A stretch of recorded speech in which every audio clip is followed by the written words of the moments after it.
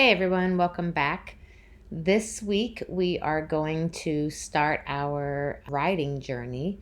And I thought before we start sharing different kinds of riding videos, talking about collection and extended trots and everything like that, I would first break down some of the classics and give you a whole bunch of diagrams to kind of help you understand all of this stuff, as we go along. So this week we're talking about the training pyramid and we are demystifying it. So along your guys' journey in the dressage world, at some point you're going to hear about the training pyramid. And as we all know, when you're training horses, it pretty much looks like this scale.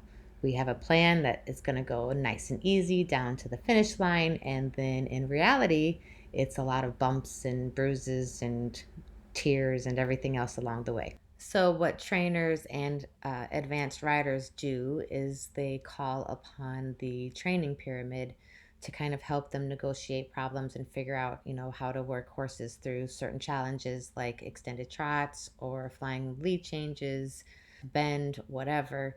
You actually know how to use this system, you can take any maneuver apart, whether it's an advanced maneuver or lower maneuver, work it through and figure it out. So, a little bit of information about the training pyramid. The pyramid is made up of 6 different concepts: rhythm, relaxation, connection, impulsion, straightness, and collection. First thing is the I guess we'll go into like a little bit of origins of the training scale.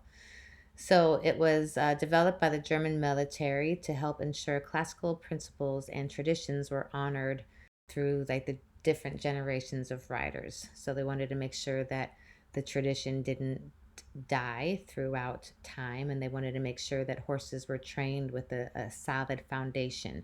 Okay, so up first on the training pyramid is rhythm.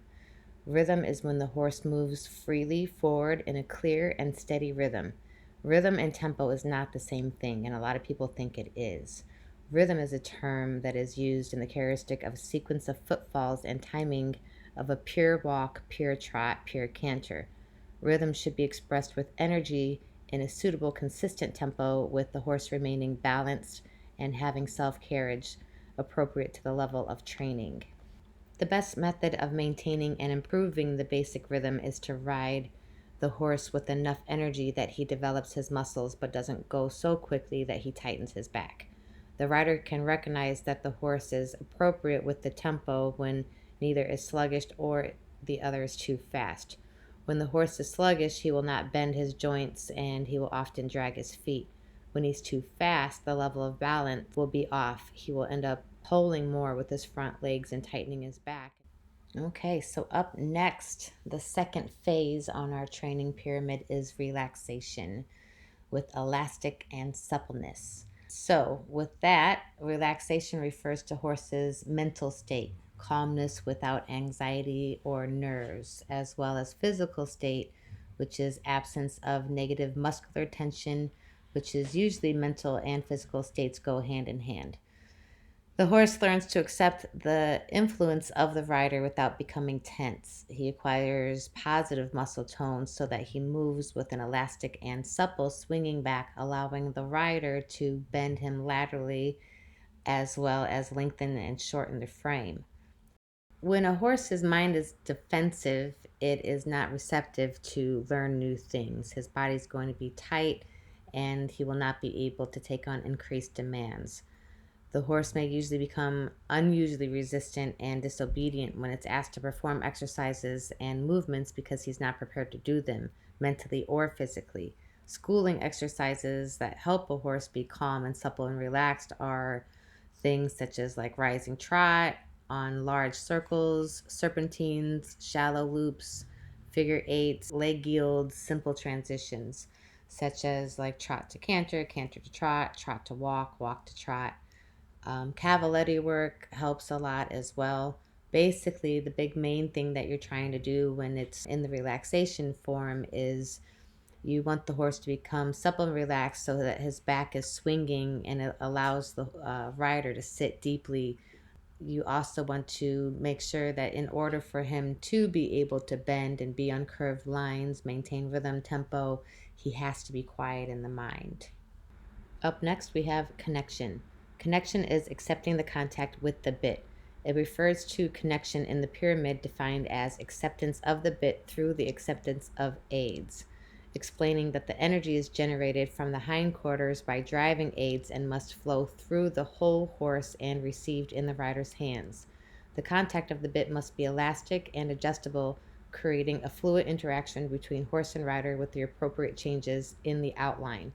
The horse can only learn to accept the rider's aids when the horse is correct back to front through the connection. In this state of mind, the body can develop so that he will stay sound and enthusiastic within the work. Exercises that are helpful to develop connection are transitions from one gait to another, such as walk to trot to walk to canter to trot, lengthening and shortening the strides at the trot and the canter, etc. These transitions can be done on straight lines to encourage more energy or on curved lines, which will help with the bend and slight positioning of the horse's inside first steps and developing the horse's outside leg to rein connection. The thoughtful rider will develop combinations of figures to give their horse a variety and keep it interesting and healthy for the horse. If not, you can kind of see the horses getting bitter and sour after a while. They have to enjoy it as well. A test of connection that the horse will actually chew the bit with his mouth closed is by reaching forward and down when the rider releases the reins. This is called a long and low. The horse must go down and follow the rider's hands. It must stretch over his back while maintaining balance and rhythm and tempo. One common thing that you see wrong in the show ring or just in the practice ring is a rider will be riding and just completely drop their hands.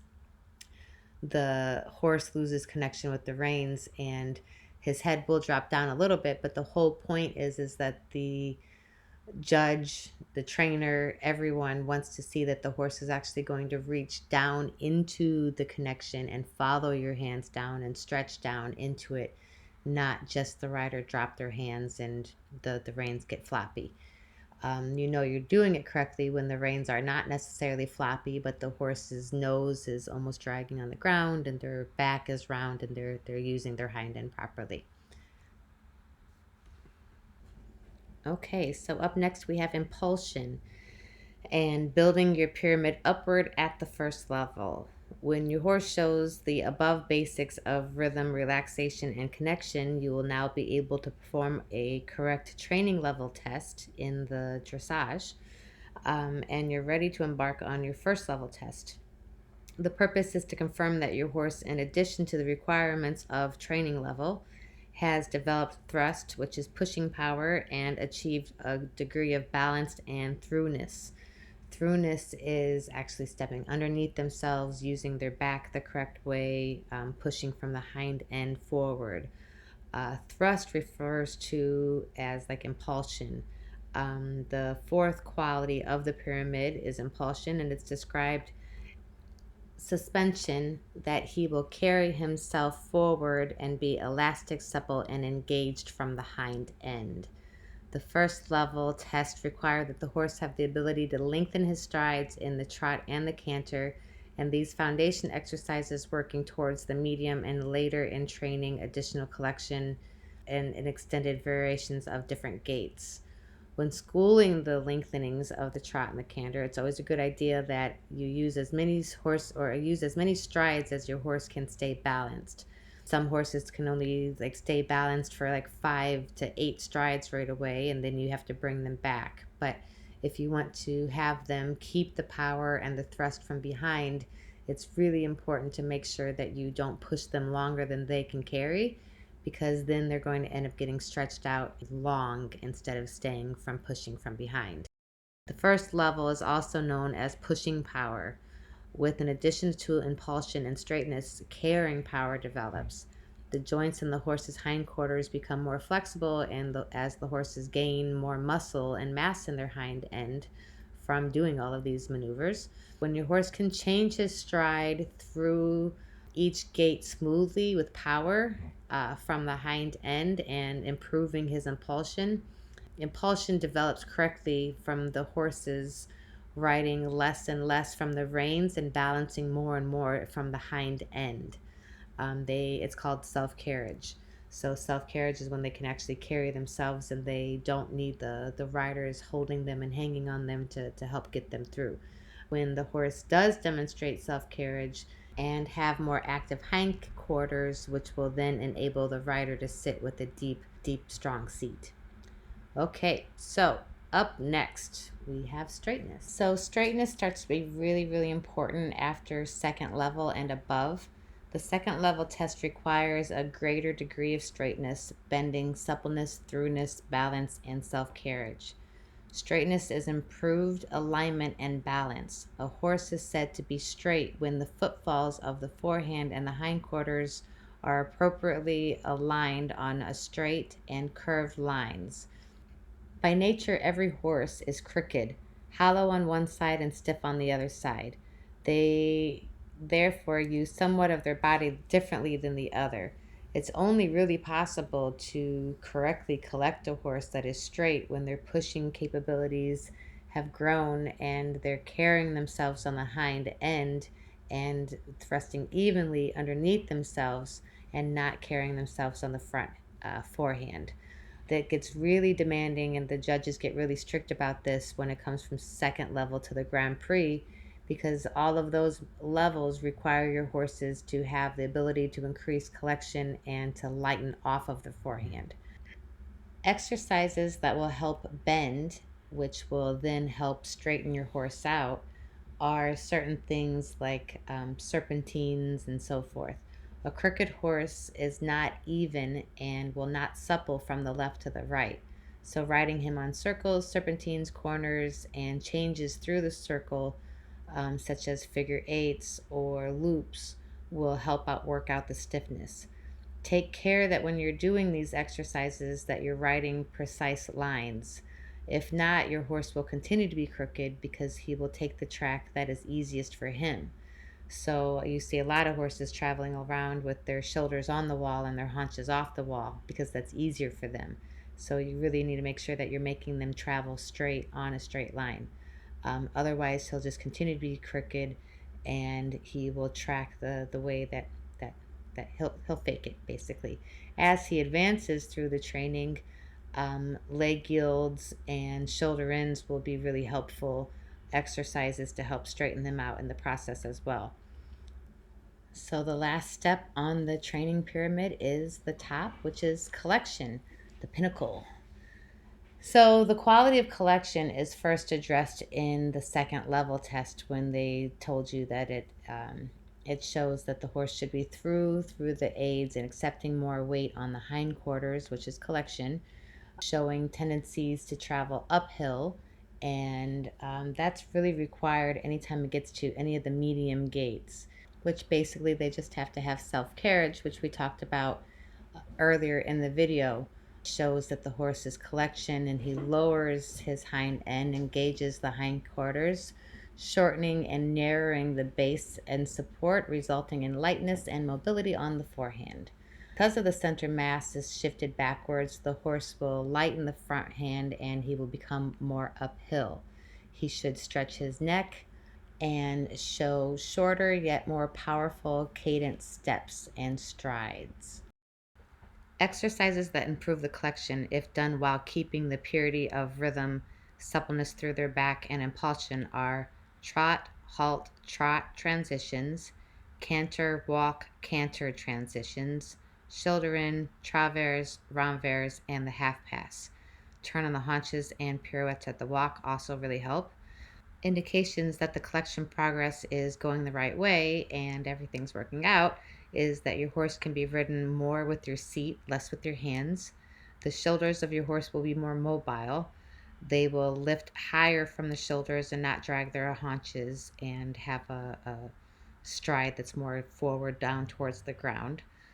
The shoulders of the horse are more mobile. The movements become easier to perform. The rider's leg and hands can be lighter, and the ride in general will just be more pleasurable for the horse and the rider. As you become more familiar with using the pyramid of training to solve your training challenges, you're going to enjoy a clear system that will make schooling sessions more positive for both you and your horse. When the horse is schooled successfully through the foundations using the pyramid of training as a guide, the horse will then have a thoroughness and obedience to the aids while maintaining rhythm and relaxation through the whole dressage pyramid system of training. So I would like to thank everyone for tuning in and learning about the training pyramid with us. Not all of the videos will be like this, but as I mentioned before, I would like to start doing a lot more riding videos. And as I talk about collection and balance and straightness, this will kind of give you a little bit better of an idea of what I'm talking about. So again, thank you for tuning in. Next week, we're going to cover some things like bend and on the bit. So I think that will be very helpful and informative for everyone. And we'll see you then.